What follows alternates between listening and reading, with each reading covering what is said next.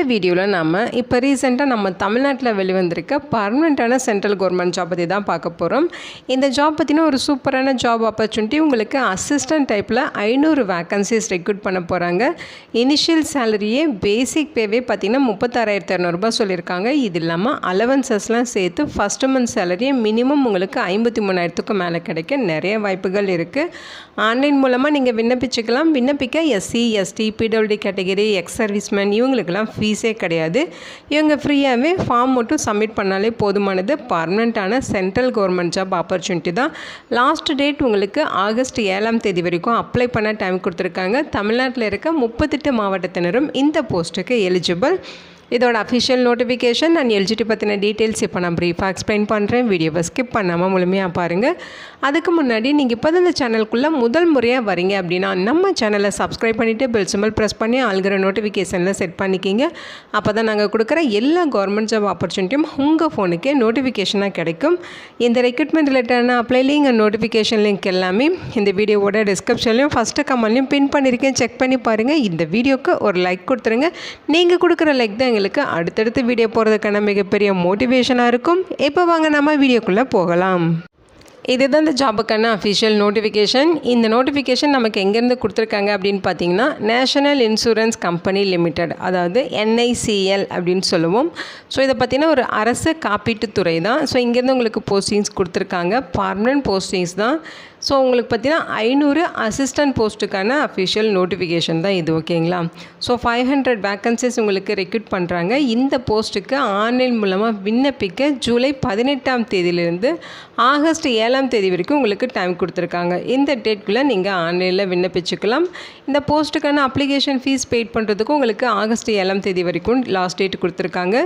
இந்த போஸ்டிங்க்கான examination pass 1 பார்த்தீங்கன்னா August 27, pass 2 October 30 நடக்கும் அப்படிங்கிற மாதிரி சொல்லியிருக்காங்க. அவங்களுடைய அஃபிஷியல் வெப்சைட் அட்ரஸ் இதுதான். இதில் போய்ட்டு நீங்கள் ஆன்லைனில் விண்ணப்பிச்சுக்கலாம். ஒவ்வொரு ஸ்டேட் வைஸ் வேக்கன்சிஸ் இங்கே டீட்டெயில்டாக பிரித்து கொடுத்துருக்காங்க. ஓகேங்களா?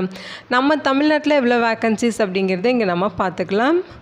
ஸோ நம்ம தமிழ்நாட்டில் பார்த்தீங்கன்னா உங்களுக்கு மொத்தமாக 49 வேக்கன்சிஸ் ரெக்ரூட் பண்ணுறாங்க. ஸோ இதில் கம்யூனிட்டி வாரியான பிரேக்கப் பார்த்தீங்கன்னா எஸ்சி கேட்டகரிக்கு 8 வேக்கன்சிஸ் இருக்குது, எஸ்டிக்கு 1 வேக்கன்சிஸ், ஓபிசிக்கு 8, இடபிள்யூஎஸ்க்கு 4, யூஆருக்கு 28, மொத்தம் 49 வேக்கன்சிஸ் ரெக்ரூட் பண்ணுறாங்க. நம்ம தமிழ்நாடோட ரீஜனல் லாங்குவேஜ் பார்த்திங்கன்னா தமிழ். ஓகேங்களா? உங்களுக்கு தமிழில் நல்லா எழுத படிக்க தெரிஞ்சால் தான் இந்த போஸ்ட்டுக்கு நீங்கள் விண்ணப்பிக்க முடியும்.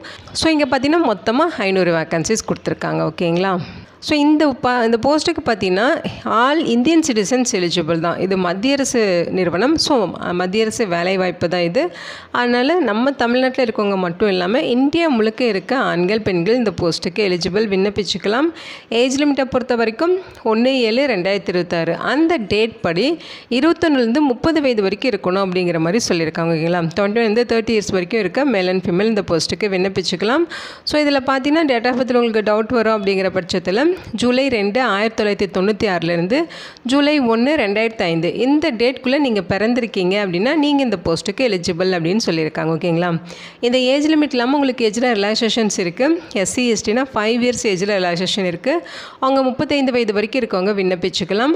ஓபிசி கேட்டகரினா 3 இயர்ஸ் ரிலாக்ஸேஷன் இருக்குது. அவங்க 33 வயது வரைக்கும் இருக்கவங்க விண்ணப்பிச்சுக்கலாம். நீங்கள் பிடபிள்யூடி கேட்டகரியாக இருக்கீங்க அப்படின்னா ஜென்ரல் இடபிள்யூஎஸாக இருந்தால் 10 இயர்ஸ் உங்களுக்கு ஏஜில் ரிலாக்ஸேஷன் இருக்குது. அதுலேயும் உங்களுக்கு எஸ்சி எஸ்டி கேட்டகரியாக இருக்கீங்கன்னா 15 இயர்ஸ் ஏஜில் ரிலாக்ஸேஷன் இருக்குது. ஓபிசி கேட்டகரினா 13 இயர்ஸ் ஏஜில் ரிலாக்ஸேஷன் கொடுத்துருக்காங்க. ஓகேங்களா? எக்ஸ் சர்வீஸ்மேனுக்கும் பார்த்தீங்கன்னா 3 இயர்ஸ்க்கு ஏஜில் ரிலாக்ஸேஷன் சொல்லியிருக்காங்க. Widows, divorced woman legally separated from their husband who have not remarried இந்த கேட்டகரியில் வரீங்க அப்படின்னா உங்களுக்கு 35 இயர்ஸ் வரைக்கும் ஜென்ரல் இடபிள்யூஎஸ் கேட்டகரிக்கு ஏஜ் ரிலாக்ஸேஷன் கொடுத்துருக்காங்க. 38 இயர்ஸ் வரைக்கும் ஓபிசி கேண்டிடேட்ஸ் அப்ளை பண்ணிக்கலாம். எஸ்சி எஸ்டினா 40 இயர்ஸ் வரைக்கும் விண்ணப்பிச்சுக்கலாம்னு சொல்லியிருக்காங்க. ஓகேங்களா? ஸோ அடுத்து பார்த்திங்கன்னா எஜுகேஷனல் குவாலிஃபிகேஷன். ஸோ இதுவுமே பார்த்தீங்கன்னா 1/7/2026 அந்த டேட் படி உங்களோட எஜுகேஷனல் குவாலிஃபிகேஷன் கேட்டிருக்காங்க. இதுதான் க்ரூஷியல் டேட் அப்படின்னு சொல்லுவோம். இந்த டேட்குள்ளே அவங்க கேட்குற ஏஜ் லிமிட், எஜுகேஷனல் குவாலிஃபிகேஷன் எல்லாமே உங்களுக்கு ஃபுல்ஃபில் ஆகுது அப்படின்னா நீங்கள் இந்த போஸ்ட்டுக்கு விண்ணப்பிச்சுக்கலாம். என்ன குவாலிஃபிகேஷன் சொல்லியிருக்காங்க அப்படின்னு பார்த்தீங்கன்னா கிராஜுவேஷன் இன் எனி டிசிப்ளின். ஓகேங்களா, ஏதாவது ஒரு டிகிரி நீங்கள் கம்ப்ளீட் பண்ணாலே போதும். என்ன டிசிப்ளின் இருந்தாலும் ஓகே தான். ஓகேங்க, அதாவது ஆர்ட்ஸோ சயின்ஸோ BA BTech BCom BBA BCA இந்த மாதிரி நீங்கள் என்ன படிச்சிருந்தாலும் எலிஜிபிள். அந்த கிராஜுவேஷனை நீங்கள் கம்ப்ளீட் பண்ணியிருக்கணும். பாஸ் பண்ணியிருக்கீங்க அப்படின்னா நீங்கள் விண்ணப்பிச்சுக்கலாம். ஓகேங்களா, அதோட பார்த்திங்கன்னா அந்தந்த ஸ்டேட்டோட ரீஜனல் லாங்குவேஜ் வந்து உங்களுக்கு ரீடிங் ரைட்டிங் ஸ்பீக்கிங் எல்லாமே தெரியணும். உங்களுக்கு இப்போ நம்ம தமிழ்நாட்டில் இருக்க போஸ்ட்டுக்கு நீங்கள் விண்ணப்பிக்கிறீங்க அப்படின்னா உங்களுக்கு தமிழை நல்லா எழுத படிக்க பேச தெரியணும் அப்படின்னு சொல்லியிருக்காங்க. அப்போ தான் இந்த போஸ்ட்டுக்கு நீங்கள் விண்ணப்பிக்கவே முடியும். ஓகேங்களா, உங்களுக்கு ரீஜனல் லாங்குவேஜ் டெஸ்ட்டுமே வைக்கிறதுக்கு வாய்ப்புகள் இருக்குது அப்படிங்கிற மாதிரி சொல்லியிருக்காங்க.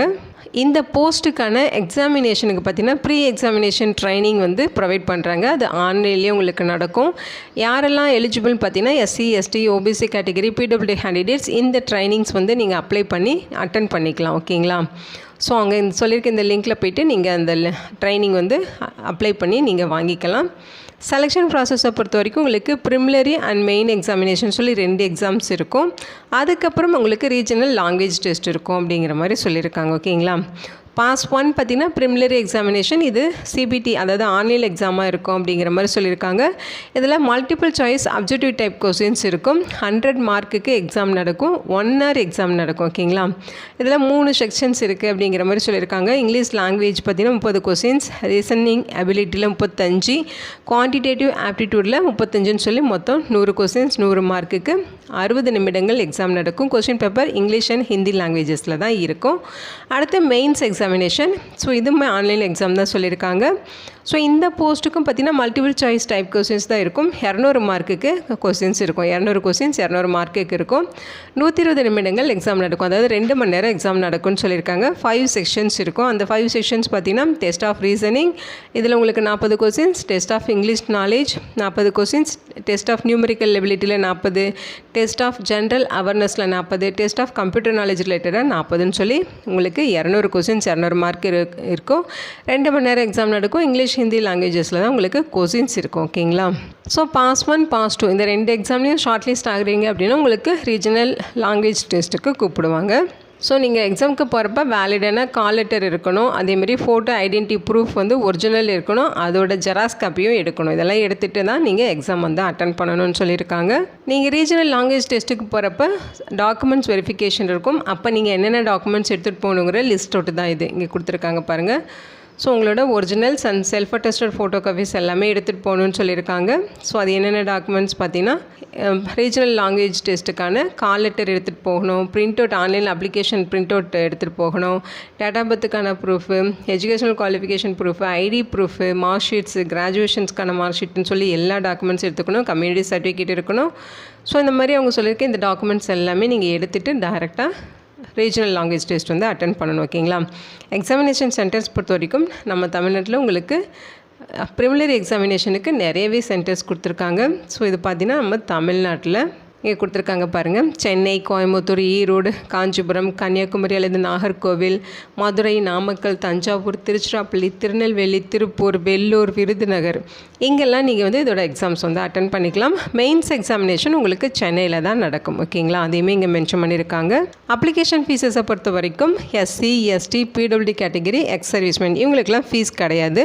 இங்கே ஃப்ரீயாகவே விண்ணப்பிச்சுக்கலாம். இவங்களை தவிர்த்து மற்ற கேண்டிடேட்ஸ் எல்லாருமே 850 ரூபா ஃபீஸ் பெய்ட் பண்ணணும்னு சொல்லியிருக்காங்க. ஸோ அந்த ஃபீஸ் பே பண்ணி நீங்கள் ஆன்லைனில் விண்ணப்பிச்சுக்கலாம்.